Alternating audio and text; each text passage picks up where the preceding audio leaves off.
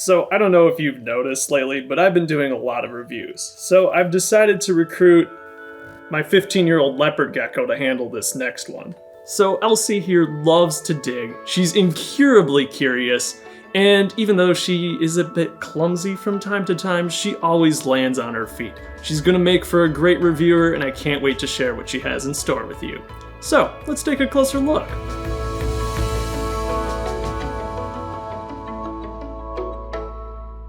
When LEGO sent me this 4+ city construction set, I knew it would be the perfect way for Elsie to dip her toes into the world of LEGO set reviews. In order for her to review this product as thoroughly as possible, I decided to swap out her tank furniture for the LEGO set itself. The first piece she decided to take a look at was the dump truck, which she informs us tastes weird. She says she'll let us know if it's a good weird or a bad weird by the end of the video. From there, she went on to familiarize herself with the other things that she now found in her house, such as this also rather tasty looking tire. The set also includes 4 minifigures, so I'm curious to see what she makes of these guys. The first worker got a kiss on the head and a kiss on the hand.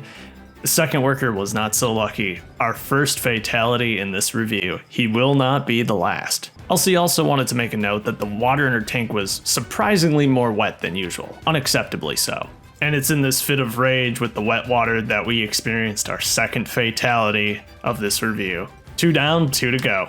At this point, Elsie made her way over to the transport vehicle, but was distracted by the Duplo fox that sits outside her tank. I'm happy to report that Elsie won the staring contest that ensued. Next, it was time to check out the transport vehicle up close. She did try to sneak around the worker, but unfortunately, we experienced our third fatality. While originally skeptical of the transport vehicle, Elsie eventually did warm up to it and decided to hop in and see how the thing actually drove.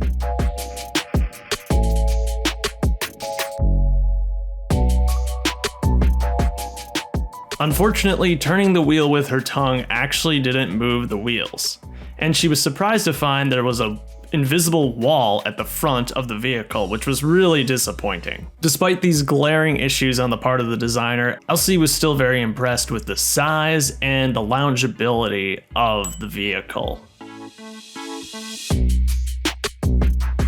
But eventually it was time to move on. There was a lot more components of the set to still yet review, and we were in a hurry. Elsie decided to revisit the dump truck to see if it had any other merits beyond its flavor. Elsie was able to confirm what we all suspected. The tilted bed of the dump truck is the superior configuration of this model. Elsie loves a good challenge, and the sheer inclimbability of this smooth surface made it especially desirable. Half tilted just wasn't as interesting. At this point, we needed a small break, but review season waits for no man or no gecko, and it was eventually time to analyze the last vehicle, the scooper. The scooper was promptly ignored, and we continued on our adventure. As far as Elsie was concerned, there was only one thing left to tackle in this review, or one minifigure, that is. What happened next all happened so quickly, it's hard to tell if it was intentional or if it was an accident. In her hurry to check out the dump truck one last time, it seems that we lost our 4th minifigure.